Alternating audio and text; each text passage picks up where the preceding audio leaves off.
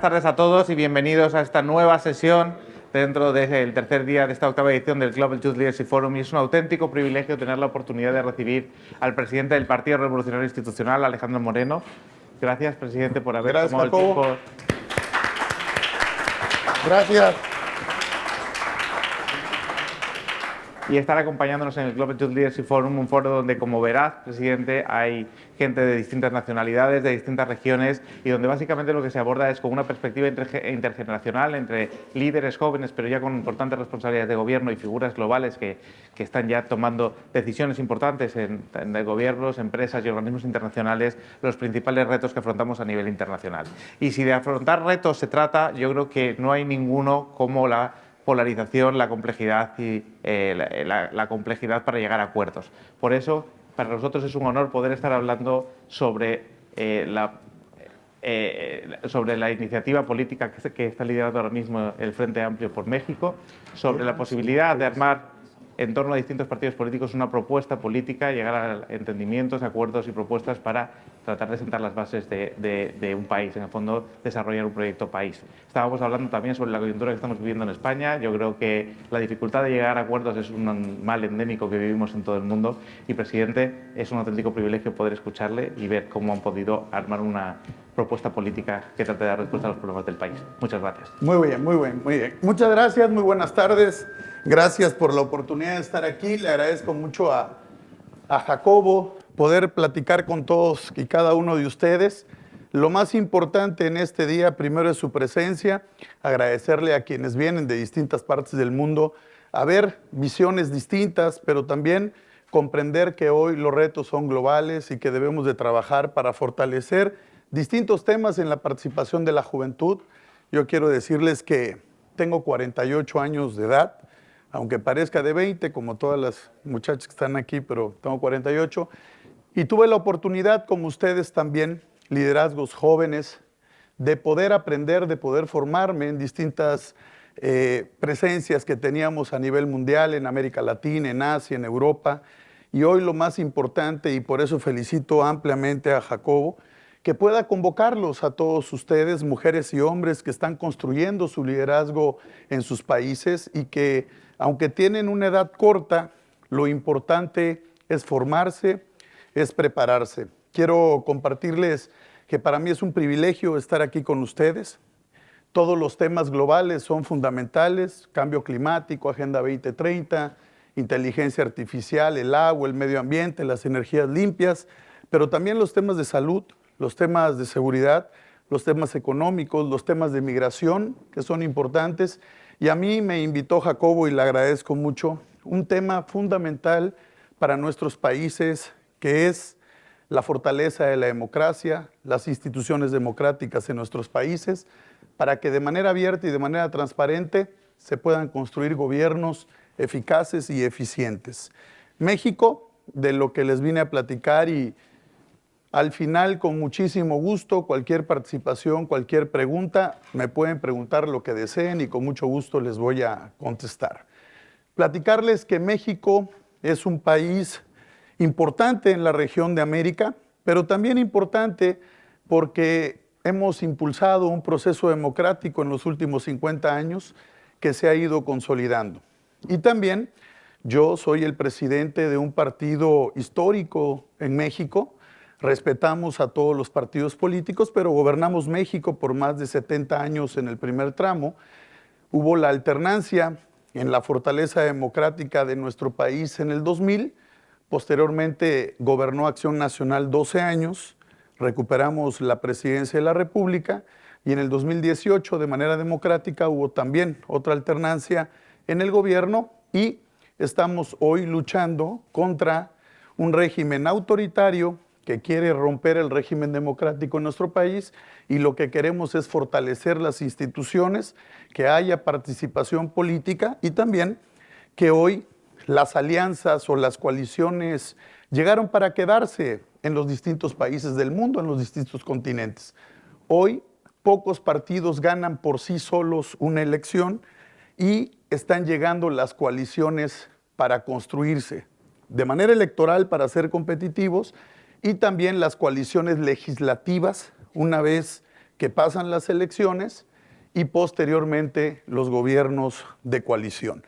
Entonces, le agradezco mucho a Jacobo. Voy a iniciar cómo nace y rápidamente les voy a dejar la presentación, por si alguien la desea, se las vamos a dejar. Y bueno, ponerles en el contexto. ¿Cómo nació el Frente Amplio en México? Porque esto es algo bien importante. Los partidos políticos que formamos el Frente Amplio somos partidos políticos ideológicamente distintos. El Partido de Acción Nacional, que digamos es el centro a la derecha, el Partido de la Revolución Democrática, que es el centro a la izquierda, y el Partido Revolucionario Institucional, que es el centro progresista, socialdemócrata, con una visión de participación política amplia. Y esto, aunque ideológicamente somos distintos, el que no haya normalidad democrática en México y se pueda romper el régimen democrático, nos llevó a construir una primera alianza electoral que, aunque no somos ideológicamente similares, las condiciones de país, de persecución política, de competencia política, nos llevaron a construir la primera gran coalición, al haber un partido hegemónico, un partido de Estado, que también, a su vez, se coaligó con dos partidos políticos, que es el Partido de Trabajo y el Partido Verde, y bueno, se hicieron dos grandes coaliciones. ¿Por qué lo hicimos? Porque había el riesgo en la elección del 2021 que este partido en el gobierno, el oficialismo, ganara la mayoría calificada en el Congreso. Y el ganar la mayoría calificada en el Congreso les iba a permitir hacer modificaciones constitucionales que pudieran dar la posibilidad a la eventual reelección en nuestro país y a cambios constitucionales que le quitaran independencia a los organismos electorales autónomos. La fortaleza democrática en cualquier país también pasa y transita por tener instituciones sólidas, representativas, que no tengan partido político, sino que tengan la representación de la sociedad, y eso nos permite que haya una democracia con mucha competitividad, transparente, pero sobre todo que el gobierno respete. Y nosotros en México empezamos a vivir un gobierno que no respeta la ley, que quería dañar a las instituciones electorales en México, y eso nos permitió la posibilidad de construir esa gran coalición. Por ello, en este contexto, también teníamos que ver, por eso les puse a los últimos 6 presidentes de México, porque quiero que tengan claro el contexto. No es un contexto partidista, es un contexto de la realidad que vive México en los últimos años. Y por ello han gobernado el PRI, el PAN, y en este caso gobierna el oficialismo con Morena. ¿Qué es lo que estamos viendo en nuestro país? Que nosotros hemos estado luchando. Este gobierno dijo que iba a resolver los temas de seguridad. Hoy en México, por darle algunas cifras, tenemos más de 160,000 homicidios en 5 años. Tenemos más de 4,000 feminicidios, tema con las mujeres. Tenemos más de 4,000 secuestros y tenemos más de 45,000 desaparecidos. Entonces, el tema en México es complicado, los temas de seguridad, los temas de educación, los temas de salud. No hay un sistema de salud sólido. Todo lo que avanzamos se perdió. No hay medicamentos hoy en un gran país como el nuestro. Hay desabasto de medicamentos. No hay vacunas. Cuando México era de los primeros lugares a nivel mundial en el sistema de vacunación, hoy México ni siquiera ha podido tener acceso a las vacunas que hay en el primer mundo. Tenemos asesinatos a periodistas como nunca ha ocurrido en nuestro país, 47 asesinatos a periodistas. Les quise poner que vean cómo de 1 de cada 4 mexicanos no tiene el sistema de salud.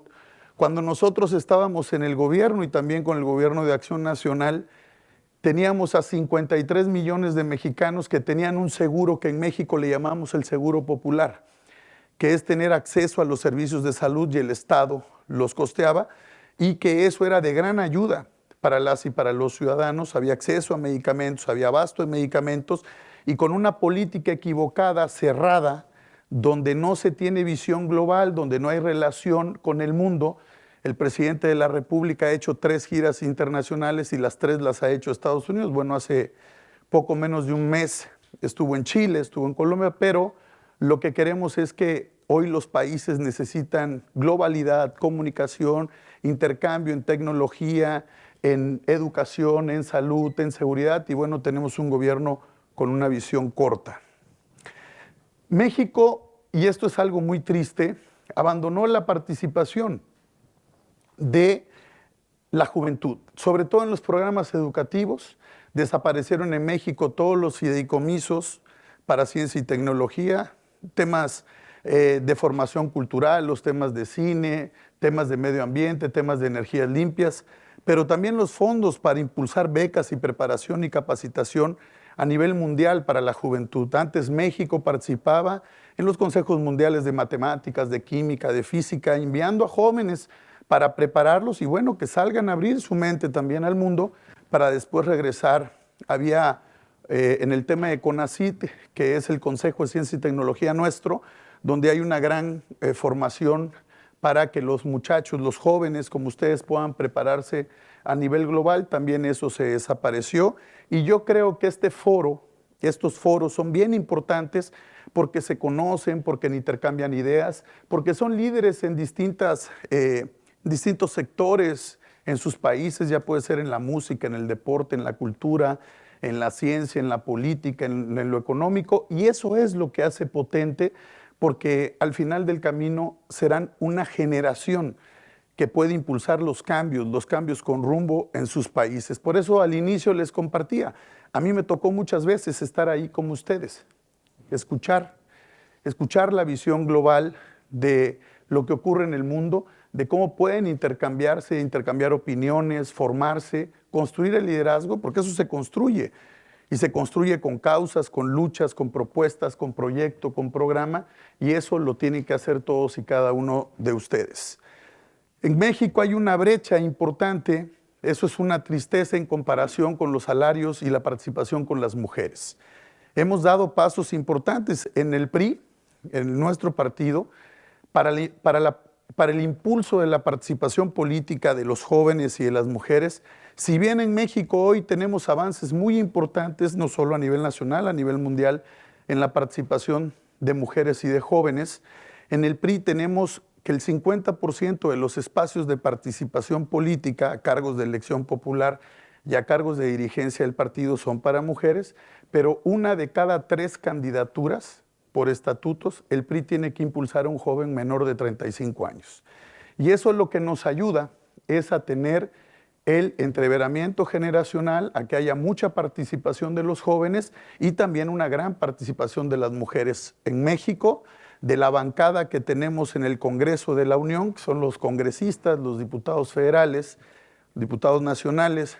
Tenemos 69 legisladores, de los cuales 35 son mujeres, y de esos 69, 24 son jóvenes menores de 39 años. Entonces, eso también nos da una gran oportunidad para participar con la juventud. Ya hay una brecha salarial, vean ustedes en el tema de género, México, cuando no estábamos ahí, hoy hay una brecha salarial, una diferencia de casi el 80%.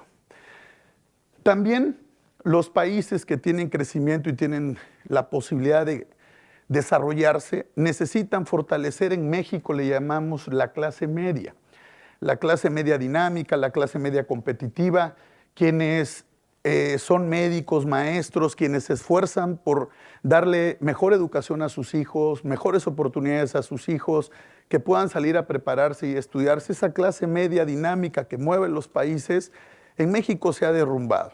En los últimos 5 años, y no lo digo yo, lo dicen todos los indicadores, México se ha convertido en una fábrica de pobres. En México han ingresado a la pobreza más de 4 millones de mexicanos, y eso es lamentable y triste. ¿Por qué? Porque hay un gobierno que tiene una visión corta. Nadie está en contra de los programas sociales. Los programas sociales coadyuvan, apoyan a tener una manera de subsistir de la gente más necesitada, pero necesitamos generarles herramientas, impulsar que haya el empleo, los programas, los proyectos, los micro, pequeños y medianos empresarios, Cuando nosotros estábamos en el gobierno hace 6 años, y son los resultados que se tienen, en 6 años creamos 4.3 millones de empleos. En 6 años apoyamos a 4.5 millones de jóvenes emprendedores. Entonces necesitamos impulsar el emprendedurismo. Necesitamos apoyar a los jóvenes, porque siempre lo hemos dicho, a los jóvenes no se les dice qué hacer. A los jóvenes se les apoya, se les escucha. Los jóvenes hoy tienen una visión distinta, global, a la época en la que estábamos nosotros. Hoy traen los temas muy revolucionados, son muy innovadores, tienen una visión de lo que hoy necesita el mundo y ahí debe haber una gran integración. Entonces los organismos multilaterales de formación, de preparación, de capacitación ayudan a tener a jóvenes con mayor capacidad de enfrentar los retos porque tienen una mayor preparación. Cuando les platicaba que somos ideológicamente distintos, muchas veces la gente nos criticaba porque decía, ¿cómo hay unos de derecha, unos de izquierda y se pueden poner de acuerdo y caminar? Si no nos podíamos de acuerdo y no había oposición y se acababa la coalición y la alianza, se iba a acabar el país porque íbamos a tener un régimen hegemónico, un régimen que no respeta la democracia y eso está documentado en nuestro país. Hoy estamos enfrentando un régimen autoritario que persigue a los políticos, que no respeta la ley, que hacen campaña aunque el Instituto Electoral Mexicano se los prohíbe. Entonces, por eso queremos participar en todos los foros globales, porque queremos que los ojos del mundo estén sobre México y estén sobre México en la elección, porque no podemos dar pasos hacia atrás en la democracia. En la democracia se gana por un voto, se pierde por un voto, sí, pero un voto libre, transparente, donde la gente decida, donde haya un organismo electoral ciudadano, donde haya un poder judicial, un poder legislativo y un poder ejecutivo, y dejarle muchas veces claro al poder ejecutivo, porque luego el poder ejecutivo que recae en el presidente de la República, él cree que el poder legislativo es un poder y es su empleado, no. Hay que decirle que nosotros no somos el empleado del poder, nosotros somos un poder también. Y ese debe ser el equilibrio de poderes para que haya Estado de Derecho y respeto a la Constitución y a las cartas magnas en nuestros países. Nace Va por México y esto es algo bien importante en los números. Las elecciones se ganan con votos, en el caso de México. No se gana con una campaña bonita o con buenas intenciones. Las elecciones se ganan con votos. Y hoy, después de haber tenido el resultado que participamos en nuestro país, si ustedes ven, ¿por qué les puse la elección de diputados federales? Porque es el Congreso, ¿no? Digamos, es el poder legislativo que genera un equilibrio en el país. Y cuando fuimos en coalición en la elección federal de 2021, porque luego el gobierno de México quiere generar que van a ganar la elección o que ya ganaron la elección, que no hay forma de ganarle. No dicen, tenemos al presidente mejor evaluado y todos los días te repiten la misma cosa y eso es lo que te quieren vender todos y cada uno de los días, ¿no? Entonces, esta es la votación. Entonces, si ustedes ven aquí, nosotros obtuvimos prácticamente el 40% de la Cámara, ellos el 42%, ya hay un partido, el Partido de Movimiento Ciudadano, sacó el 7% en la elección federal. Entonces, ¿qué vemos aquí? Una Cámara dividida, una Cámara que genera un equilibrio y que el oficialismo no tiene la mayoría calificada en el Congreso. Si en el 2021 hubiéramos ido juntos toda la oposición completa, le hubiéramos ganado hasta la mayoría simple al oficialismo y hubiera un equilibrio mayor en nuestro país, pero no sucedió porque Movimiento Ciudadano no quiso ir. ¿Qué tiene la coalición? La coalición es potente, porque cuando hay mucha competencia, tú le preguntas a un militante del PAN, oye, ¿quieres ser candidato del PAN? Oye, del PRD, del PAN, PRD y PRI, sí. O sea, la coalición, el ir juntos, genera potencia en la competencia y eso nos ayuda a ser más competitivo. Entonces, prácticamente un poco más del 30% de los votos que tuvimos en la coalición en el 2021 fueron motivados por esa potencia que la coalición puede ser más competitiva y ganar, y el 14% de los votos que tuvimos eran votos que tuvo el oficialismo en la elección del 2018 y que después de ver que hay un mal gobierno, regresaron a votar por nosotros en el 21. Esa es la votación federal, porque luego cuando se meten en el internet y luego ven todos los días, ¿no?, que dicen, es que está el presidente mejor evaluado y Morena va a ganar todas las elecciones. No, eso es una vil mentira. Ellos juegan con la campaña permanente de la mentira. Esos son los votos electorales que tuvimos en la elección del 2021. Morena tuvo 16.700.000 votos, el Verde y el PT. Esa es la coalición de Morena. Ni siquiera ellos solos ganan una elección. Tienen que ir en coalición. Por eso les digo que las coaliciones llegaron para quedarse. Difícilmente partidos hegemónicos en su mayoría por sí solos van a ganar las elecciones. Se tienen que construir coaliciones. Ellos sacaron 21 millones de votos y toda la oposición, PAN, PRI, PRD y el MC, si hubiéramos ido juntos en el 21, sacamos casi 23 millones. Entonces, ¿qué queda claro? Si hay un bloque total opositor en México contra el oficialismo, vamos a ganar. Habemos 3 de los 4 partidos juntos ya. Estamos trabajando para ir juntos, ¿no? Entonces, si un partido político opositor no va con el bloque opositor, pues está claro que le está haciendo el trabajo al oficialismo, porque eso divide el voto y nos permite ser menos competitivos. ¿Qué tenemos en la elección? Este es un dato bien importante para ustedes en México. También les puedo compartir todos los datos de América Latina.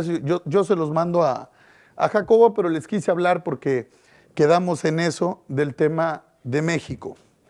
El padrón electoral en nuestro país más o menos es de 98 millones de mexicanos que van a tener derecho a votar en el 2024. 97.800.000 para ser exactos. Y de ese padrón, el 38% está integrado por jóvenes que tienen una enorme y ganas de deseos de participar. Pero de esos 38 millones, hay 15 millones de jóvenes que van a votar por primera vez. Y quiero ser preciso en el dato. ¿Por qué 15? Lo veníamos platicando. 4 millones, cerca de 4 millones que cumplieron 18 años.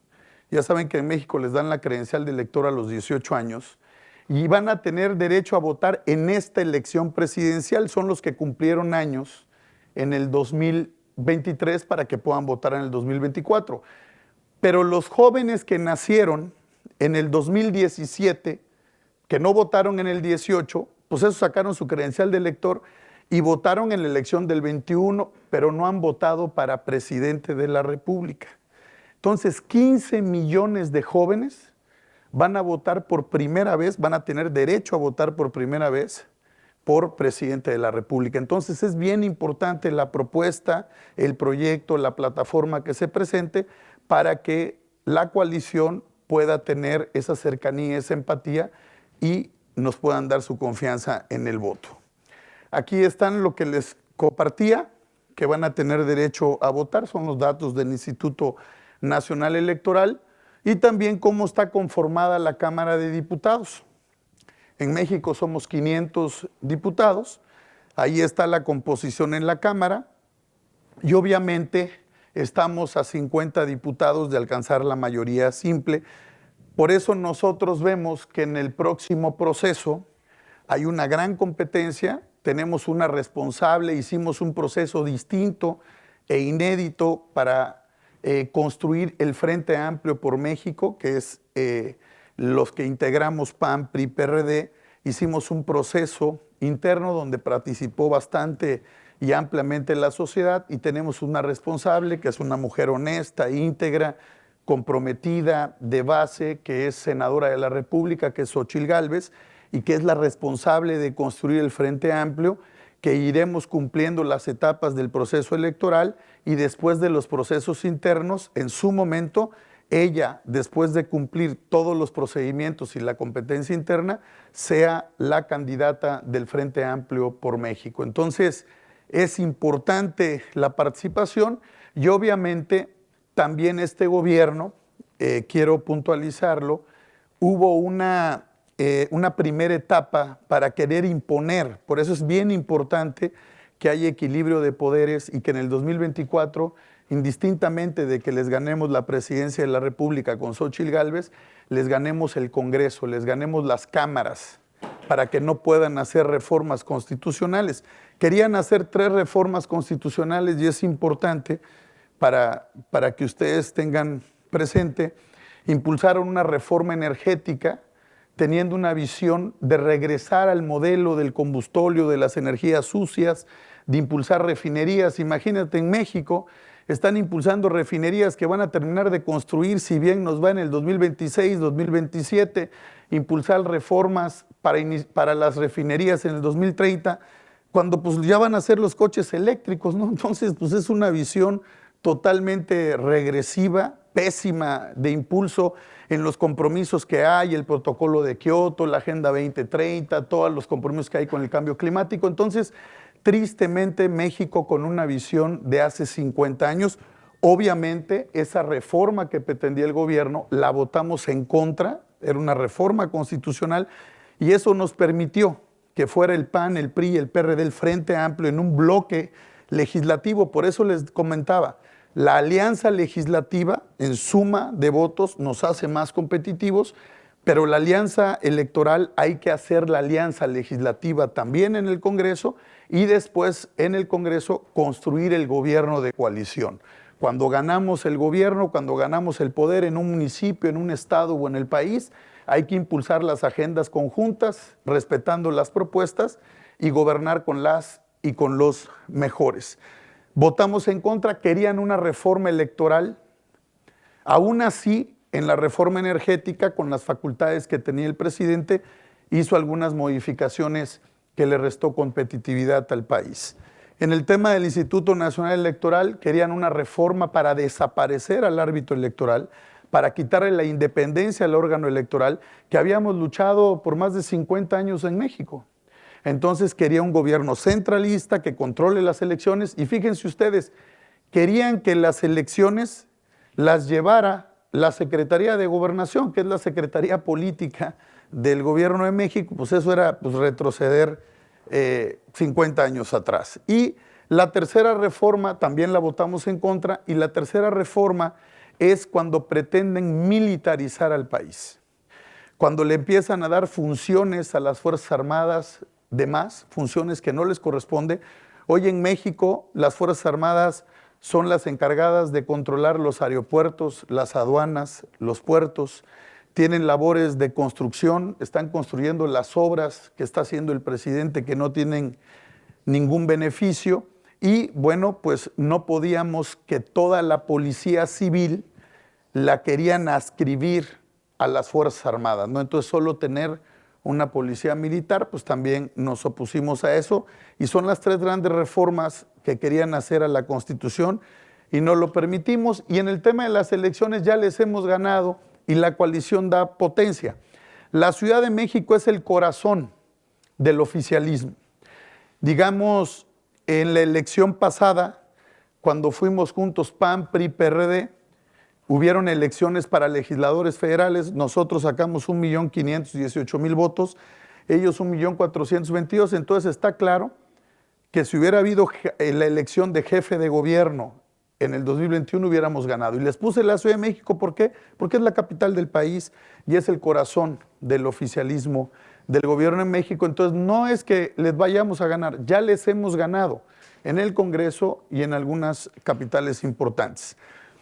Y las últimas 2 elecciones, porque se jugaron 2 estados muy importantes, donde en su conjunto habían poco más de 23 millones de ciudadanos, y la elección teníamos poco más de 14 millones de electores. La última elección, sumando las 2 entidades, que era Coahuila y el Estado de México, la coalición sacó 3,494,000 votos y el oficialismo sacó 3,548,000 votos. O sea, una diferencia pequeña y entonces lo que estamos trabajando es que la elección del 2024 va a ser una elección muy competida, va a ser de 2 coaliciones y lo que tenemos que impedir es que el gobierno de México, el gobierno de la República, primero se entrometa en las elecciones y quiera ganar las elecciones a la mala, atentando contra el régimen de derecho, el dispendio de recursos, la violación de los programas, los servidores públicos en la elección. Y bueno, lo que tenemos que hacer es que haya una elección limpia, transparente, y si ganan, pues ganaron. Así es la democracia. Nosotros en el 2018, como les decía, el PRI gobernó 70 años México, y el PRI, cuando perdió en el 2000 la presidencia de la República, respetamos el resultado electoral. Cuando perdimos en el 6, respetamos el resultado electoral. Ganamos en el 12, asumimos la responsabilidad de gobernar, y en el 2018 el presidente de la República ganó de manera democrática porque los mexicanos así lo decidieron, y también respetamos el voto. Entonces aquí se trata de respetar el régimen democrático y generar equilibrio de poderes en el país. Estas son las mediciones y lo que hay, las preferencias electorales. Hay muchas encuestas, pero son los resultados electorales que hay. El PRI, el voto que sacamos en el 2021 fue el 18%, el PAN 18%, el PRD 4%, tenemos una coalición de 40%, Morena y sus aliados tiene 44%, entonces 40, 44 y competencia, y si sumamos el MC, bueno, pues ya está dividido, ¿no? Entonces estamos trabajando para ello, pero el MC no se termina de sumar. Y algo que impulsó mucho el Frente Amplio es que hubo una gran participación de la sociedad civil. Los ciudadanos salieron a la defensa de las instituciones democráticas, las organizaciones ciudadanas levantaron la voz, tomaron las calles y querían el respeto a la democracia. Y eso fue muy importante y convocó a que pudiéramos construir el Frente Amplio por México. Ahí es cuando nosotros decidimos formalizar el Frente Amplio que está en la ley electoral. Se realizaron 6 foros, 2 encuestas y 150,000 firmas en el país para que pudieran participar. Hubo una gran participación de los ciudadanos, se inscribieron 14 aspirantes entre ciudadanos y políticos que participaron de distintos partidos, con militancia y sin militancia. 4 aspirantes lograron acumular las 150,000 firmas, se registraron más de 3 millones de mexicanos en este proceso, se hicieron los 6 foros, y quien reunió la mayor cantidad de simpatías y quien estaba al frente en las encuestas y en las mediciones era la senadora Xóchitl Gálvez, quien enfrentó el proceso de manera valiente, de manera inteligente, una mujer echada para adelante. Y bueno, eso valió que el gobierno iniciara un ataque brutal contra Xóchitl Gálvez, que empezara a atacarla, a difamarla, a calumniarla, el propio presidente de la República. Y bueno, pues es parte de los gobiernos autoritarios cuando no quieren dejar el poder. Y bueno, hemos hecho muchas denuncias y nos hemos mantenido unidos. ¿Qué sigue para el frente? Porque estamos en esta etapa importante. Los gobiernos de coalición, la agenda legislativa y las candidaturas de unidad. ¿Qué se va a elegir en México? Un presidente de la República, 500 diputados, 128 senadores, 9 gobernadores y la jefatura de gobierno, prácticamente todos los congresos locales del país, 31, y más de 1,600 alcaldes, concejales. O sea, vamos a tener en total entre propietarios y suplentes más de 20,000 cargos de elección popular. Cada quien, como dicen, sacan sus encuestas, ¿no? Pero pues bueno, hemos visto que el gobierno de la República utiliza las encuestas como un instrumento de campaña.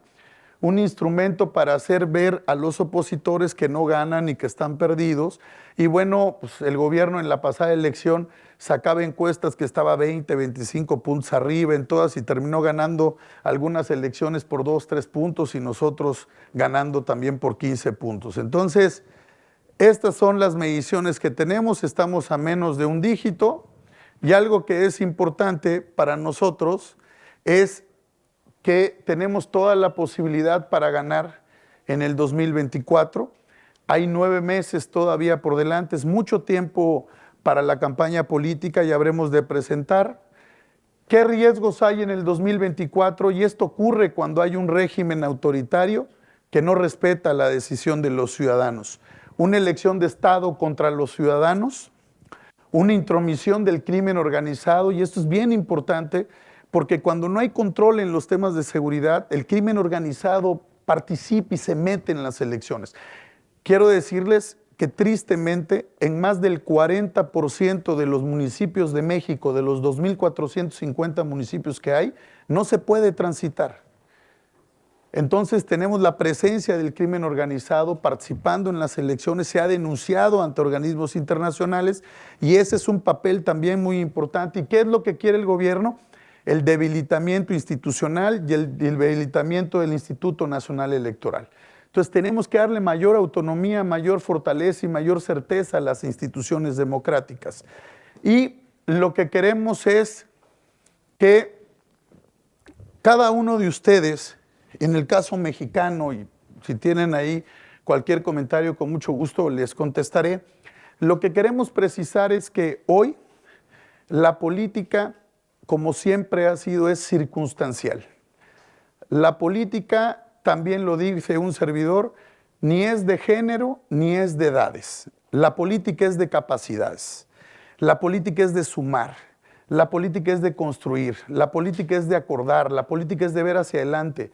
Y hay que tener claro que en el contexto que hoy vivimos, en México, en América Latina, en muchos países como los nuestros, es la fortaleza democrática, la ciudadanización de los organismos electorales, la participación de los ciudadanos y de la sociedad civil, y eso para nosotros es bien importante. Y tenemos que preparar y capacitar, y necesitamos ciudadanos más informados. Tenemos que darles toda la información. ¿Para qué? Para que el ciudadano tenga los elementos necesarios. Ustedes saben hoy cómo juegan las redes sociales. No todo lo que sale en las redes sociales es verdad. Y muchas veces una gente se construye un criterio en base a lo que le dicen. Y lo que necesitamos es fortalecer la presencia de cada uno de nosotros en los organismos de decisión que tenemos. Hay que fortalecer el sistema de partidos. Y quiero cerrar para escuchar sus preguntas y sus comentarios. Cuando la democracia es incompleta, ¿y por qué le llamo la democracia incompleta? Cuando la democracia es incompleta es porque en algún país, en el nuestro, ya gobernó el PAN, ya gobernó el PRI y ya gobernó el PRD. Entonces, ¿qué hacen? Ninguno de los partidos políticos sirve. Son unos corruptos, son unos rateros, no sirven para nada. Entonces, cuando eso ocurre, es cuando nacen los outsiders, es cuando nacen las candidaturas digitales. Y que luego muchas veces dicen, ay, mira qué bien, qué bueno, se puso una nariz de payaso, una peluca. Pues eso es una broma eso. Y luego eso es lo que gana las elecciones. Y cuando llegan al gobierno destruyen los países. Entonces es cuando nace el populismo y las candidaturas digitales y llegan al poder. Entonces cuando llegan al poder no saben qué hacer. Y es cuando destruyen los países. Y eso ha pasado. Entonces necesitamos gente comprometida. Y les voy a poner un ejemplo. Aquí hay que poner al que sabe, al que tiene trayectoria, al que está preparado, pero tristemente, como les dije, las elecciones se ganan con votos. Entonces muchas veces votan por el que le cae bien, por el que le simpatiza. No, mira, ese se puso una capa de Superman, mira, este se peló como Rambo, ¿no? Entonces, ¿cómo le vamos a hacer? Y son los que muchas veces gobiernan y destruyen los países. Entonces siempre, mira, ahorita aquí me acompaña Marco Mendoza, que es diputado federal en México y presidente del PRI en Hidalgo, y le digo a Marco, a ver Marco, imagínense ahorita que a Marco le diera una apendicitis aquí, ahorita aquí a Marco, y se pone mal Marco, ¿qué haríamos todos, no? Pues agarramos a Marco y lo llevamos aquí a 4 o 5 cuadras donde hay un hospital para que lo atienda un doctor, ¿no? No, pero en este modelo decimos, no, mira, pues aquí está Juan Pablo, Juan Pablo nos cae bien, es buena persona, oye, pues sácate un cuchillo y opera ahorita aquí a Marco, ¿no? No, espérate, o sea, hay que ir con el que sabe, eso es lo que tenemos que hacer, es como un avión. Oye, ahorita les invito, vámonos todos, nos vamos a ir en avión, nos vamos a Madrid, allí a cenar y nos vamos a ir bien, ¿no? Y llegamos al aeropuerto y ¿quién va a manejar el charter? Jacobo, porque nos cae bien. No, pues dime quién se va a subir al avión. No. Aquí no hay que inventar. Las ocurrencias destruyen las campañas, destruyen los gobiernos.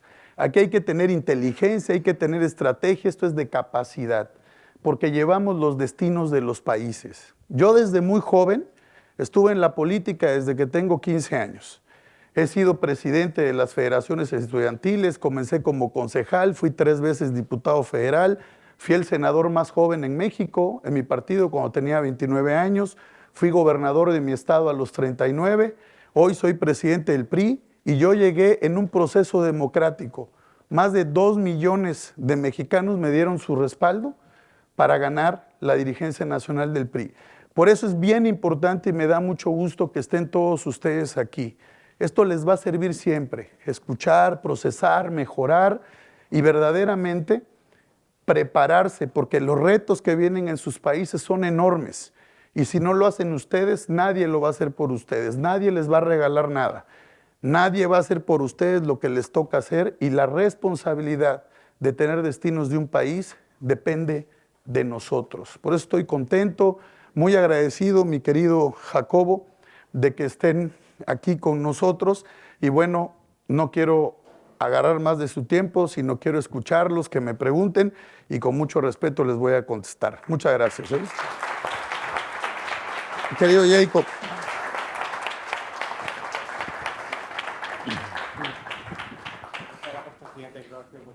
Gracias.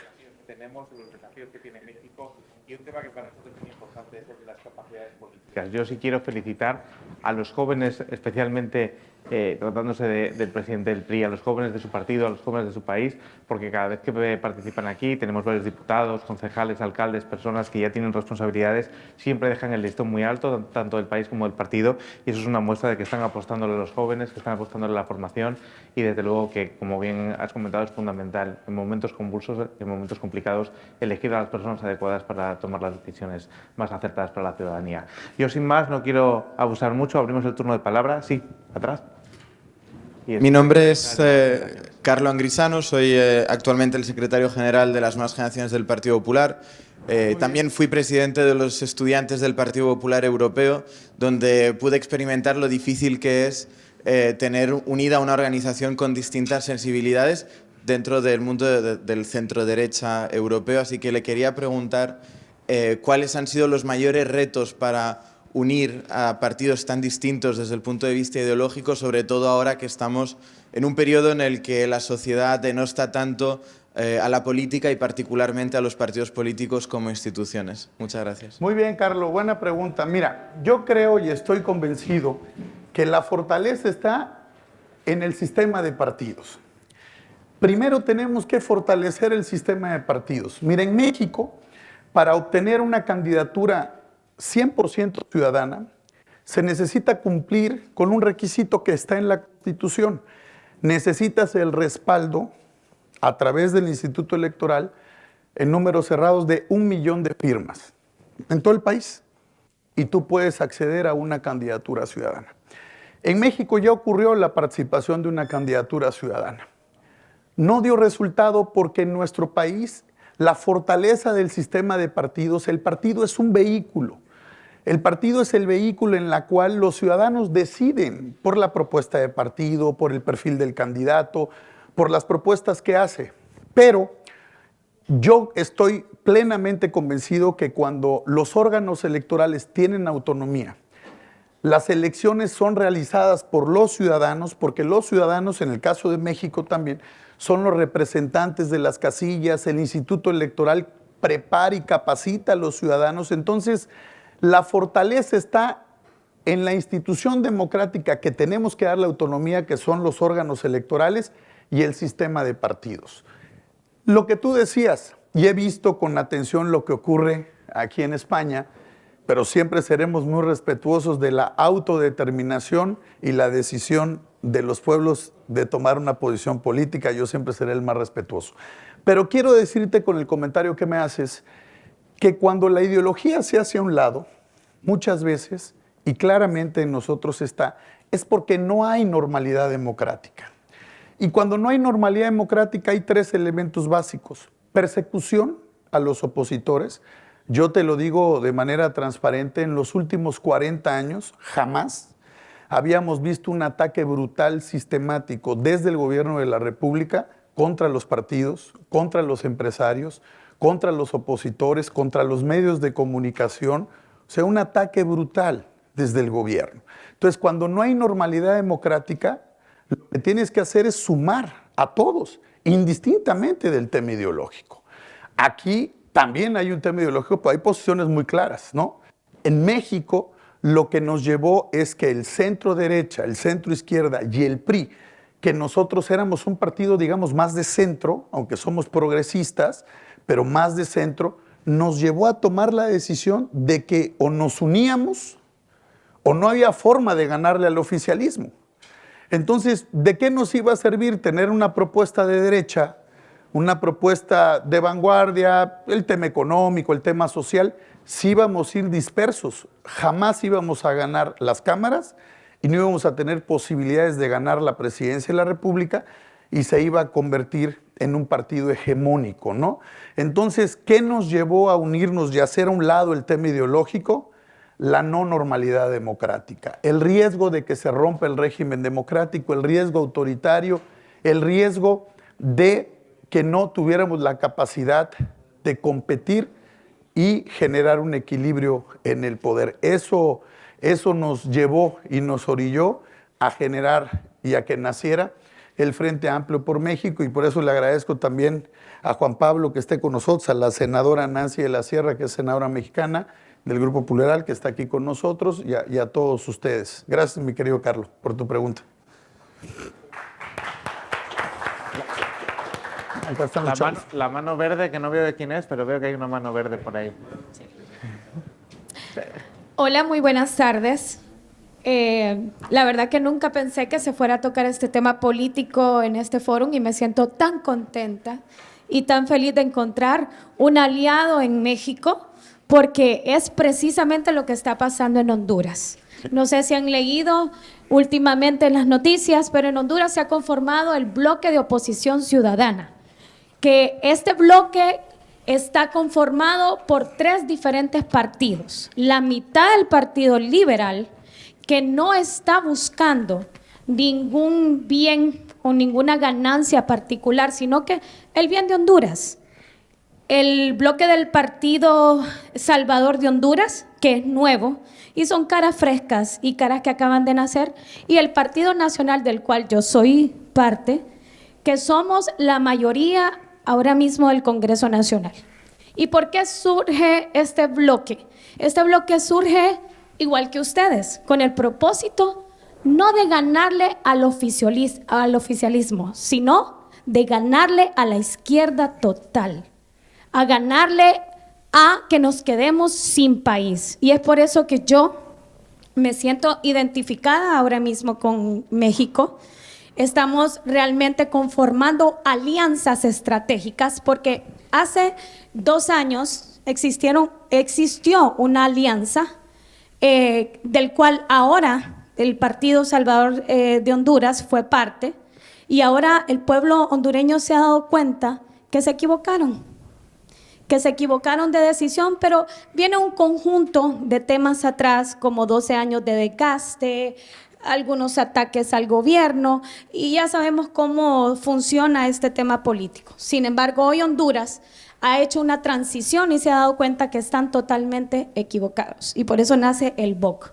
En Honduras tenemos una lucha constante como sector privado también, como parte del sector privado, tenemos una lucha constante, porque para el gobierno actual, para el gobierno de Libertad y Refundación, la empresa privada es un enemigo, lo están haciendo parecer como les está quitando a ustedes, los pobres, los más necesitados.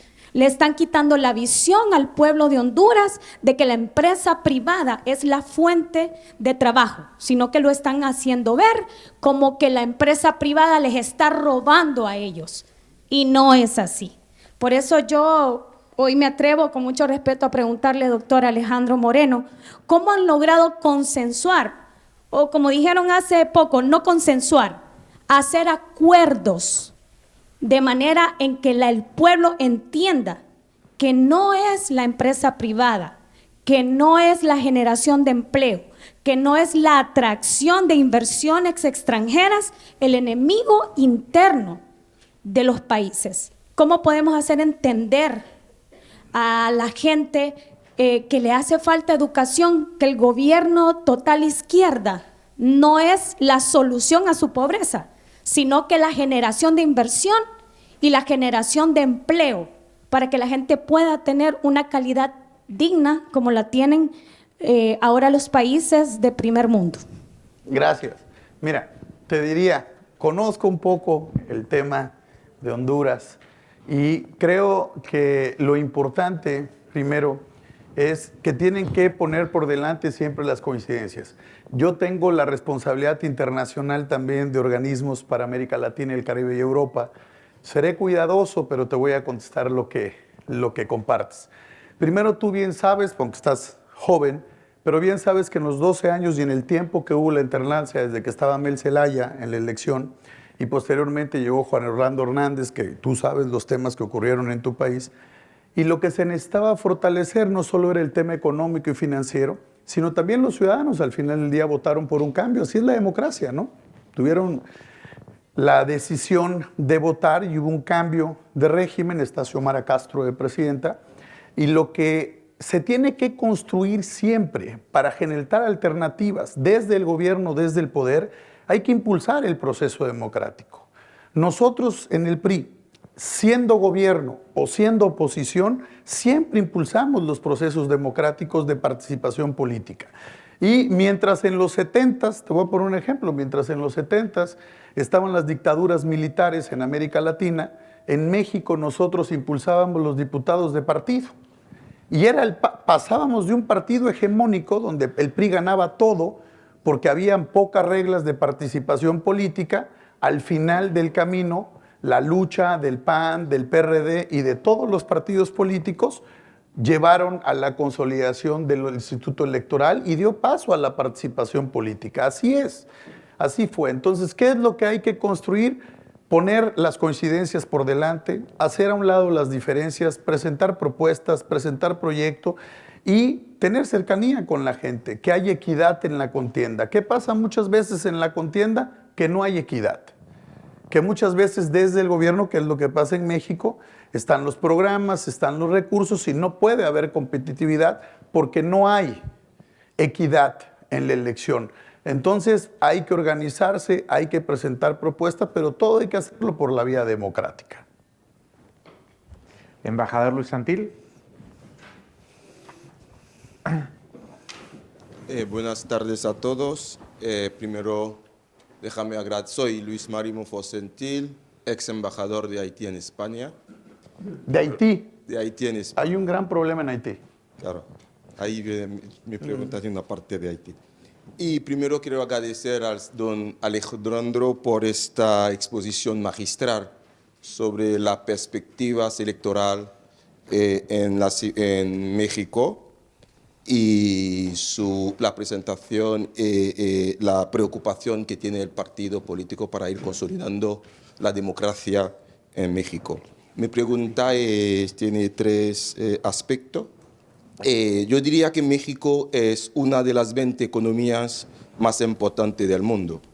El país se encuentra inmerso en diferentes organismos internacionales. Sin embargo, en estos últimos años hemos destacado un descanso mexicano en la escena internacional, es decir, que México ha reducido su presencia internacional. En este foro hemos estado debatiendo temas sobre economía y cooperación global. ¿Cuál es el rumbo o el camino que debe tomar México en este ámbito en el próximo gobierno? ¿Y qué papel debe jugar México en el mundo, en este mundo cada vez globalizado? ¿Y cuál sea la postura mexicana cuanto a la incorporación de las dos economías más grandes regionales en el nuevo bloque que es BRICS, con la inminente integración argentina?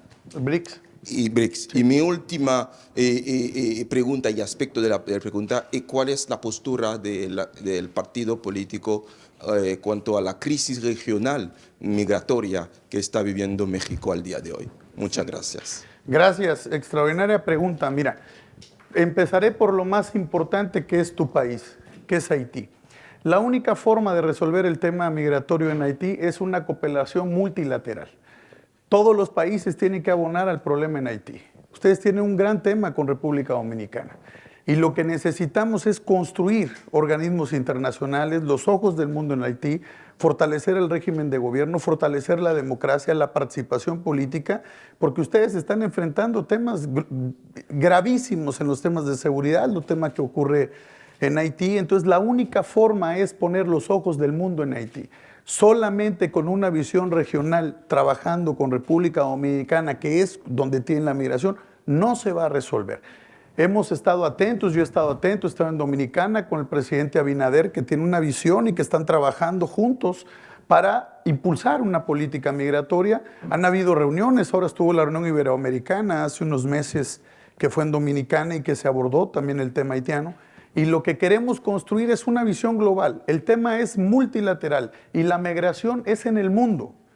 La migración siempre estará y se necesita una visión global clara de atención, de generación de temas, programas educativos, programas de seguridad, programas de salud, donde todos los países y las principales potencias en el mundo concentren sus esfuerzos y apoyen en el tema de Haití, que es muy importante. El tema del BRICS, tú lo sabes bien, sabes que hoy las economías regionales, Brasil, México era un papel importante, hoy Brasil está incorporando también la participación en Argentina. Pero ¿por qué México ha perdido presencia a nivel internacional? Porque tiene una pésima política exterior.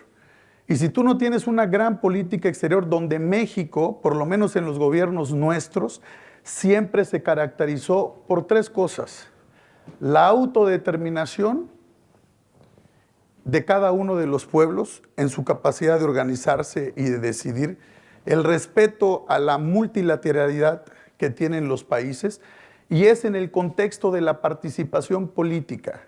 ¿Qué pasa con México? México ausente de la política exterior, no hay un tema global, no se participa en la OEA, se pelea con la OEA, se pelea con la ONU, no estamos participando en los temas, no solo en el tratado que tenemos nosotros, que es el TEMEC, pero también está el APEC, y el único órgano, digamos, multilateral donde México participa es la CELAC, y donde están los países caribeños también. Entonces, ¿qué necesitamos? Generar una gran fortaleza y impulso al multilateralismo internacional, a la cooperación y a la integración regional. Eso es lo que tenemos. No podemos ver América, tenemos que ver en un contexto regional cómo está la fortaleza en América del Sur, cómo está Argentina, cómo está Paraguay, cómo está Chile, cómo está Perú, cómo está Bolivia, cómo están integrados, cómo están los países caribeños también que debemos de integrar a la región, y el tema migratorio que tienes en Centroamérica, Salvador, Guatemala, Honduras. O sea, tenemos que trabajar ese tema y ello debe ir de la mano de los grupos multilaterales para apoyar generación de empleo, temas de seguridad, y es la única forma, la visión global, la visión regional, integral, para incorporar a todos y fortalecer los organismos multilaterales para garantizar la fortaleza democrática y la participación para que todos los pueblos tengan una mejor calidad de vida. Natalia, Colombia. De Colombia. Muy buenas tardes. Primero que todo, muchísimas gracias por la interesante intervención. Es todo un honor poder dirigirme a usted, presidente. Mi nombre es Natalia Murillo, soy directora y fundadora de Resignificadas ONG, donde trabajamos por los derechos humanos de las mujeres y las niñas a nivel global y más directamente en relación entre Colombia y España. Y quisiera dirigirme a usted y hacerle la siguiente pregunta. De cara a las elecciones en México, por primera vez en la historia hay 2 mujeres candidatas como posibles presidentas. Eso quiere decir que México tendrá su primera mujer presidenta. Quisiera preguntarle desde su partido, el Partido Revolucionario Institucional, ¿cómo se dará ese acompañamiento al empoderamiento de la mujer ante una posible presidencia en 2024? Gracias. Muchas gracias. Pues obviamente hoy, Natalia, está claro que las mujeres y su participación ha sido fundamental. Han tenido una extraordinaria participación, de muchísima capacidad, responsabilidad. Te voy a dar un dato de las mujeres importante. Y no lo digo yo, lo dicen las encuestas.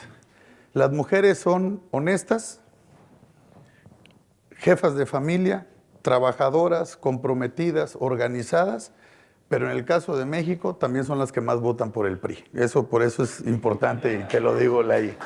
Y quiero decirte que hoy la formación, ¿qué tenemos que lograr? La integración en la realidad total. Que tengan los mismos salarios y las mismas percepciones. Tú sabes que un alto ejecutivo en alguna empresa internacional tiene casi el 50-60% mayor salario que en el mismo nivel de una mujer que tenga un cargo en alguna empresa global. Entonces, tenemos que no solo reconocer, hoy las mujeres llegaron a quedarse en la participación política en las empresas y cada día más se tienen que integrar a la decisión. Estoy convencido que México, obviamente, hay una participación hasta el día de ahora y lo que se ve en las encuestas y en las mediciones es que sin duda alguna será una mujer la próxima presidenta de México. Nosotros estamos trabajando para que esa mujer sea Xóchitl Gálvez la próxima presidenta de México. Y te quiero decir que Xóchitl es una mujer honesta, que viene de abajo, tiene una gran historia de vida, no fácil, complicada, se formó, se preparó, salió adelante de una comunidad muy humilde, se preparó, es ingeniera, ha estudiado, tiene su empresa. Y yo creo que encarga y deja claro que las mujeres no solo pueden tener éxito igual que los varones, pueden tener hasta más éxito. Yo creo que hay que ver la igualdad sustantiva, la paridad total en los cargos, el llegar juntos para la construcción de acuerdos y consensos. Y hoy México tiene esa gran posibilidad. Hoy estamos convencidos que tenemos que ir con los mejores, que tenemos que apoyar para que Xóchitl Gálvez presente la mejor plataforma, el mejor proyecto educativo, el mejor proyecto de salud, el mejor proyecto en seguridad, pero también en que deje claro cómo vamos a impulsar la participación de la juventud en las energías limpias, el nearshoring. Hoy, por ejemplo, cuando hablamos de inteligencia artificial, muchos estarían hablando de la 5G, ¿no? Pues hoy hay 5G+, ya hay 6G, ya hay estudios, está el código, está la robótica, está la mecatrónica. O sea, hoy el mundo es global y las competencias van a ser distintas. Por eso hay algo que estamos impulsando y que hay que construir con todos ustedes. Generalizar el conocimiento. Que la gente de Colombia, la gente de Argentina, la gente de Perú, la gente de México, la gente de Haití esté preparada. Te voy a poner un ejemplo. En muchas regiones de nuestros países, no en las capitales, en muchas regiones de nuestros países, hay en algunos pueblos, en algunos municipios, hay talleres todavía. Así como están las agencias de coches que le dan mantenimiento a los vehículos, pues hay talleres, gente que le da mantenimiento a algunos vehículos y de ahí han aprendido y se han preparado. ¿Quién está preparando a toda esa parte del pueblo, la gente, cuando todos los coches sean eléctricos? ¿Qué van a hacer todas esas personas? ¿Qué van a hacer todas esas personas? ¿Qué van a hacer? ¿Qué van a hacer cuando el trabajo de 15 abogados lo haga un software? ¿Qué van a hacer? Se van a perder 150 millones de empleos en América Latina y el Caribe por la inteligencia artificial. Entonces tenemos que preparar y ver hacia adelante, organizarnos, ya hay que ver la oportunidad. Entonces esos son los temas que hoy debemos de discutir y yo te quiero decir, celebro la participación de las mujeres. Muchas veces, y algo que es importante, es que en este tipo de foros antes veías a muchos varones. Hoy me da mucho gusto que haya muchas mujeres y mujeres jóvenes, inteligentes, preparadas y capacitadas. Así que estoy convencido que así será, que será una mujer la próxima presidenta de México. Yo estoy convencido que será Xóchitl Gálvez y que va a presentar el mejor proyecto de país, porque todos la vamos a ayudar, no solo a ser presidenta, sino que sea la mejor presidenta que ha tenido México. Muchas gracias. La mano ahí atrás, Dani. Gracias. Hola, soy Eliodoro de México. Eduardo. Eliodoro. Eliodoro, ok. Ajá. Represento a la sociedad civil del Estado de México. Ah, muy bien. Y sí, cada vez hay más jóvenes. Sin embargo, mi cuestión es cómo vamos a visibilizar la política en la juventud, ya que existe una apatía. Sí. Una apatía grande juvenil hacia la política. Y no solo juvenil, ya hay un hartazgo social de la gente hacia la política y a la figura política. ¿Cómo vamos a visibilizar el tema de acercar a los jóvenes a la política? ¿Y cuál es nuestro papel como jóvenes dentro de la política mexicana? ya que veo un México dividido por la ideología. No me interesa la ideología, yo solo quiero ver a mi país bien. Sin embargo, ¿cómo vamos a actuar nosotros los jóvenes aprovechando el espacio? ¿Cuál es nuestro papel y la línea de acción para poder mejorar nuestro país? Gracias. Eleodoro, bien importante, mira, primero qué bueno que estás acá. La participación. La apatía la hacemos a un lado con la participación, porque tenemos que decidir. Para incidir, para cambiar las cosas, para hacer que las cosas buenas sucedan, hay que participar. Hay que estar atentos como tú, ir a los foros, preguntar, cuestionar, formarse. Fíjate, 2 datos en el caso de México. Menos del 1% de los mexicanos tiene ideología política. El 75% de los mexicanos, imagínate, no quiero hablar mal de los agentes de encargados de seguridad, pero creen más en los policías que en los políticos, tristemente. Y quiero decirte por qué. Porque la figura de la política y de los políticos ha sido devaluada, cuestionada por errores, por los temas de corrupción, por la falta de resultados, por no cumplirle a la gente, por no hacer buenos gobiernos. Y eso lo hemos pagado todos los partidos políticos. Pero yo siempre he dicho que quienes fallan no son las instituciones. Quienes fallan son las personas. Quien comete un delito, un acto de corrupción, no es un partido político, es una persona. Y esa persona tiene nombre y tiene apellido y hay que castigarlos. Y está la ley. Porque tú puedes creer, oye, es que dicen que este es corrupto. Es como que tú agarres y digas, porque un empresario es corrupto, todos los empresarios son corruptos. No, fulano de tal que le comprobó la ley. ¿Por qué? Porque los que estamos en la política, hay un punto que se llama efecto corruptor. Cuando el gobierno está en el poder, lo que hace es atacar, calumniar, difamar a los opositores, pues, para no perder las elecciones. Entonces nosotros jamás estaremos que nadie esté por encima de la ley. Al que le comprueben un delito, que lo castiguen y lo metan a la cárcel, sea del PRI, del PAN, del PRD, de Morena, del PT, del partido político que sea.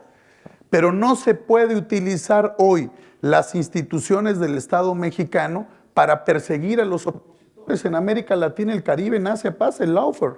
Cuando tú agarras y persigues a los opositores, ¿qué acaba de pasar? Inhabilitan a los opositores, les inventan delitos, les inventan todo, pues para que no haya competencia electoral. Entonces, ¿qué es importante, Leodoro? La participación, el que los jóvenes tomen causas, muchas veces no a través de los partidos. Los partidos, eso es una parte de la sociedad. Y los ciudadanos tienen causas. Las causas de del medio ambiente, la causa de los perritos, cuando defienden las causas de la defensa de los animales. O sea, hay causas, derechos humanos, el tema de programas, hay que defenderlos. Entonces, hay que convertirnos en el cauce de las causas de la sociedad. ¿Y qué queremos hacer? Invitarlos a la participación, que participen, no a todos los jóvenes les gusta la política, 4% de los jóvenes les gusta la política. Hay muchos jóvenes que mientras estamos ahorita aquí, en esta bonita tarde platicando, hay otros jóvenes que están haciendo deporte, música, cultura, y nosotros estamos aquí hablando de los temas globales, de los temas políticos, y a los jóvenes hay otros que no tienen estos temas, tienen otros. Entonces, ¿qué debemos de hacer? Participar, involucrarnos, opinar y tener una meta, tener un objetivo y los temas fundamentales que hoy tenemos. Por eso es bien importante la participación de ustedes, causas. De aquí pueden salir muchas causas entre ustedes, las causas de la defensa de las mujeres, la causa de defensa de niñas, niños, derechos humanos, formación, capacitación, participar en lo de eso es bien importante. Participar, programa, proyecto, lucha social y causa, las causas de la sociedad. México, que es un gran país con una gran población, una gran economía de la América Central, pero que es un partner a nivel mundial, en América, África y Europa. Partner comercial, político, cultural y, acima de todo, deportivo. Sí. Pero yo soy ministro de Cabo Verde de África Occidental, país insular, y invitado también para participar aquí. A mí me gustó las ideas claras de la defensa de la normalidad democrática, que es un principio que la juventud tiene que pegar con mucha fuerza, porque estamos viviendo en tiempos de tendencias autoritarias, de hábitos antiguos, de alianzas belísticas.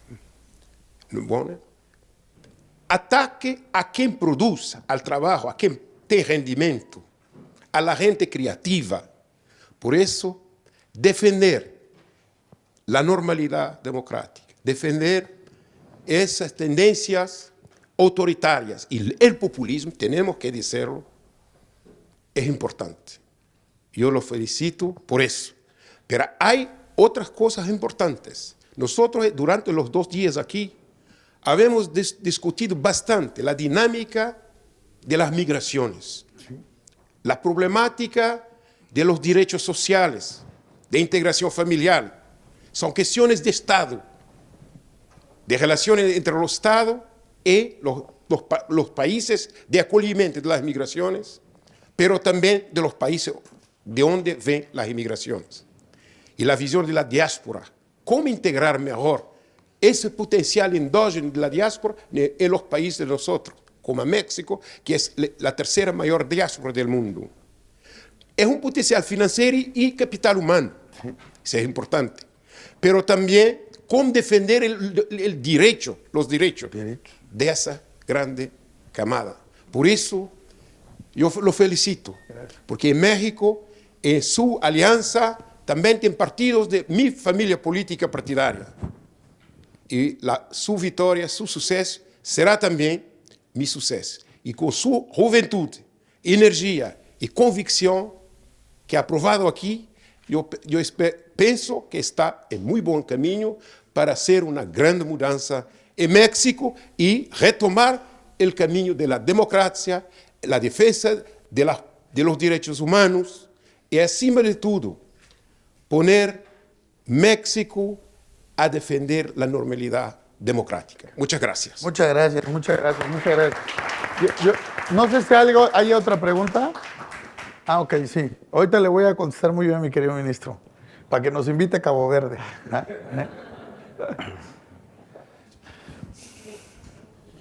Desde que Morena era oposición, tenía organizaciones aquí, tiene asambleas en el extranjero. Ahora que nosotros somos oposición, seguimos sin tenerlas 10 años después. En ese entonces éramos 100 mexicanos. La diáspora son miles, miles y seguimos creciendo. No estamos identificados, no estamos aglutinados. ¿Cuál es esa estrategia que no viene solamente con el excelente trabajo que está haciendo Raúl desde la Ciudad de México, pero ahora ya tampoco desde Secretaría de Migraciones del PRI, sino desde un organismo del Frente para nosotros que estamos aquí como migrantes, que, ya te digo, ya no somos uno, no estamos informados, que es el primer punto que dijiste, y que ahora, por un voto de nosotros, mexicanos en el extranjero, especialmente en Europa, se pueden ganar o perder las elecciones. Dinos qué hacemos para ayudar a recuperar nuestro país como oposición. Muchas gracias, Gaby. Muchas gracias. Mira, compartirte y primero le diría aquí al ministro don Jorge dos Santos que nos invite a Cabo Verde, ya sabe, para estar allá. Compartirte que lo más importante, y es un tema fundamental en nuestro país, es el tema de migración a nivel global. Ya vieron los temas que estuvieron pasando y que pasan todos los días, ¿no? Ha pasado en cualquier parte o en cualquier región del mundo. Yo creo que debemos de impulsar la integración, la información, la capacidad de poder generar empleo, oportunidades, mejor calidad de vida, porque por eso los hermanos migrantes salen de los países, ¿no? Al no haber oportunidades, al no haber calidad de vida, al no haber ese compromiso, pero también trabajar en sus derechos, que es bien importante. trabajar en fortalecer el régimen en nuestros países, porque también cuando se empieza a ver un régimen autoritario, un régimen que no cree en las instituciones, cuando no hay democracia, empezamos a dar pasos hacia atrás. ¿Qué es lo fundamental de la participación en el Estado, en el caso de nosotros, en el Estado mexicano? Es los derechos y las libertades. Eso es lo que no se puede perder. Contra eso hay que luchar. Cuando hay instituciones sólidas, cuando hay pilares sólidos, cuando hay respeto a los organismos constitucionales, cuando hay equilibrio, división de poderes, cuando la democracia se va consolidando todos los días, lo que generamos es el respeto a los derechos y a las libertades que hemos adquirido y que se han adquirido en nuestros países. Entonces, es bien importante fortalecer eso y siempre agradecido bien con su comentario. Gaby, yo estoy convencido, no ha sido fácil. No ha sido fácil implementar una política partidista en el exterior, porque principalmente, y lo tengo que reconocer, la participación política nuestra a través de la Secretaría de Atención a Migrantes o Asuntos Migratorios, casi siempre la concentramos en los Estados Unidos, ¿no? Ya sabes, he hecho muchas giras, Chicago, Nueva York, California, donde está la mayor presencia de mexicanas y mexicanos, y lo que queremos es efectivamente, y esto es un buen paso, para empezar a tener interlocución, porque lo que queremos fortalecer es la participación en el voto. ¿Cómo participan los hermanos migrantes? ¿Cómo pueden ejercer su derecho al voto en este tema tan complejo? Se está robusteciendo el tema del voto en el extranjero por parte del Instituto Nacional Electoral. No ha sido fácil. Hay una votación, digamos, pequeña, representativa, que no se está dando a gran escala, pero debemos de impulsar la participación no solo en la representación. Lo que debemos de impulsar es que haya representación de los migrantes, que estén representados en la Cámara Federal, que estén representados en el Senado de la República.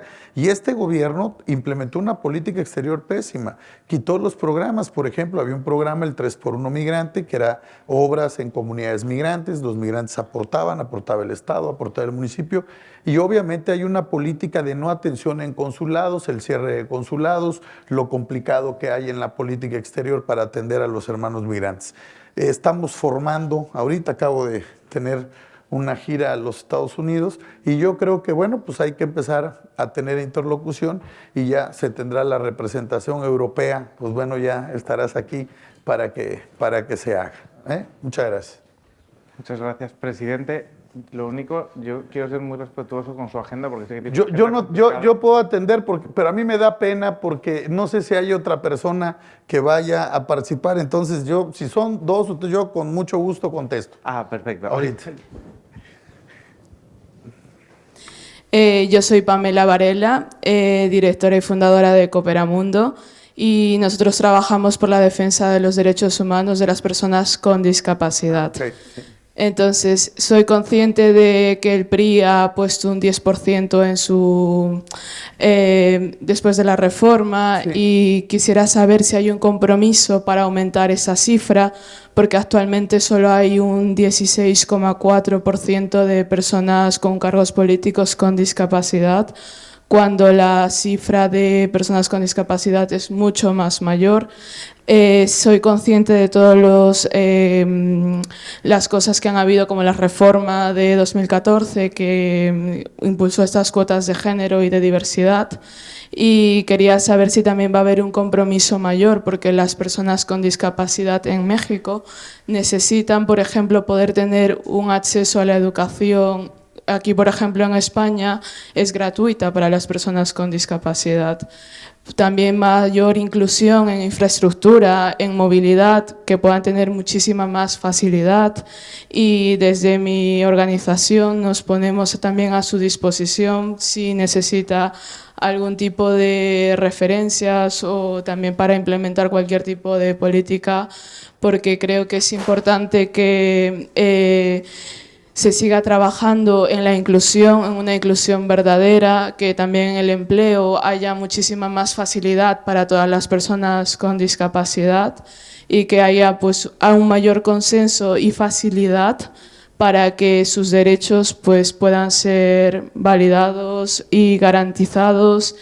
Y ojalá la política exterior feminista de México, que ha sido pionera en el sur global, pues, y que la siguiente presidenta pues, continúe con este compromiso y que se puedan aumentar todas estas cifras y que se puedan aumentar derechos, facilidades y políticas públicas. Gracias. Gracias, gracias. Ahí hay otra. Ya, ustedes dos y ya les contesto y un gusto. Muy buenas tardes, presidente. Soy Luis Piña, presidente de la Confederación Internacional de Asociaciones Civiles y presidente del EJR en Hidalgo. Presidente, ya trabajando desde lo local, viendo también la situación mexicana, yo creo que más que nada vemos un problema que está en todo México y que mucho desde el punto de vista del PRI sería específicamente trabajar, que es el abstencionismo. Mi pregunta va: ¿cómo y cuáles serán los planes también para que en el 2024 el abstencionismo no sea un peso político fuerte y que justamente este abstencionismo, atacar al abstencionismo, beneficie la transición democrática o la democracia en México? Muchas gracias, presidente. Gracias. Bueno, ahí hay una última pregunta, yo la contesto con gusto. Gracias. Soy delegada juvenil de las Naciones Unidas, apartidista de convicción. Y pues en este sentido va mi pregunta: ¿qué le diría a un joven, una joven que no cree en los partidos y sin hablar de bandera política, da igual, simplemente rumbo al 24, que es algo que preocupa a todas las generaciones, especialmente a los jóvenes, porque pues, se habla de un bajo porcentaje de participación, pero creo que no se puede generalizar cuando hay jóvenes que estamos trabajando por el país y por nuestra representación? Y como bien ha mencionado que el PRI ha impulsado diferentes iniciativas juveniles, ¿cómo sería o qué le diría a un joven para que verdaderamente haya una incidencia política en las elecciones y que no solo se quede ahí, sino que haya un seguimiento real, no solamente como bandera política y como porcentaje necesario para poderse candidatear? Gracias. ¿Cómo te llamas? Anet. Anet, muy bien. Bueno, pues primero muchas gracias a todos. Quiero agradecerle mucho, le contestaré como me preguntaron. A ver, Pamela, yo te diría primero que es bien importante el compromiso que se genere con quien tiene alguna discapacidad. Creo que a nivel global se han estado impulsando distintas propuestas. Yo creo que hay que buscar las propuestas que tienen resultado en algunas regiones, en algunos países, implementarlas en las que no están, en movilidad, incluso en transporte, que es el tema de la movilidad, señalización también, que es importante en las principales ciudades, en los países, para que puedan estar.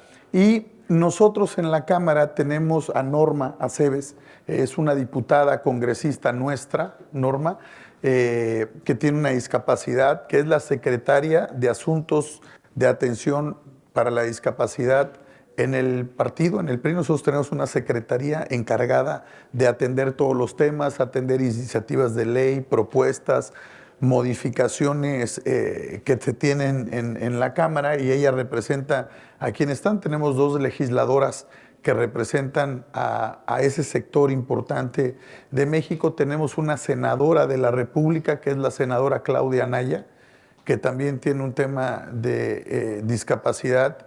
Y bueno, es una senadora extraordinaria, joven, echada para adelante, que está participando. Entonces tenemos representación legislativa. Fue de las acciones afirmativas que se impulsaron, y las impulsamos nosotros también estando en el gobierno. Está la acción afirmativa, o sea, cuando se integra el Congreso y cuando hay listas plurinominales en México en la representación nacional para tener diputados, tiene que haber, digamos, no la cuota, porque así se llama, pero la representación, la acción afirmativa de que haya una mujer, un hombre con alguna discapacidad. Tiene que haber una gente de la comunidad representada, LGTB, tiene que haber un hermano migrante representado, un indígena o de pueblo originario y un afromexicano. Son las 5 acciones afirmativas que tenemos nosotros para representar en el Congreso de la Unión, y estoy convencido que tenemos que impulsar una política pública, una política de Estado, con visión de inclusión. Mientras no impulsemos la inclusión, mientras los quieran ver de lado, no, uno más. Tienen la misma capacidad o más capacidades, pueden ser formados, pueden ser preparados, son gente extraordinaria. Entonces tenemos que incorporarlos, tenemos que llevar a cabo la integración total para que sean parte de nosotros, de una comunidad, y sea algo natural y normal. Lo han hecho extraordinario, los mejores resultados los tienen los atletas paralímpicos, ¿no? Entonces es un tema de integración, de cercanía, de política pública y de una política de Estado con visión de integración total en su participación, en su crecimiento, en su desarrollo, para que tengan todas las capacidades y las mismas oportunidades. Mi querido Luis, obviamente esa es la gran pregunta, ¿no? En México, el abstencionismo, ¿no? El cómo combatirlo. Yo te diría que lo que tenemos que hacer es una gran promoción, una gran participación. Creo que lo que necesitamos hoy integrar es que nadie va a hacer por nosotros las cosas, que tenemos que defender la democracia, que tenemos que defender las libertades y que hay que ejercer. En México, no en todos los países, hay sus excepciones, en México está consagrado en la Constitución que el voto es un derecho. El voto en México es un derecho. ¿Lo ejerces o no lo ejerces? No es obligatorio, es un derecho. En otros países el voto es obligatorio, tienen que ir a votar. Entonces, cuando el voto es obligatorio, pues todos tienen que ir a votar sí o sí, ¿no? Entonces, en México el voto es un derecho, tú lo ejerces o no lo ejerces. ¿Qué tenemos que hacer? Impulsar en la ciudadanía mexicana que ejerzan el derecho, que hay que ir a votar, porque en el voto está decidir. Para decidir hay que incidir, hay que participar, hay que opinar, porque los grandes cambios, las grandes transformaciones las tenemos que hacer nosotros. Impulsar un cambio con rumbo, impulsar proyectos, ¿por qué? Porque la apatía lo único que hace es que todo sigue igual y luego se pongan las cosas peores. Y entonces tú no puedes, ese es mi punto de vista, tú no puedes opinar o decir que el gobierno es bueno o malo si tú no votaste, si tú no decides. Entonces hay que decidir, hay que fomentar la participación porque es el respeto a nuestros derechos, a nuestras libertades y a construir mejores propuestas. Y hay que ir con las mejores propuestas. Y en la democracia se gana o se pierde. Para eso es el voto. Esa es la fuerza del voto. Tú le das tu voto a alguien, te falla, votas por otra propuesta.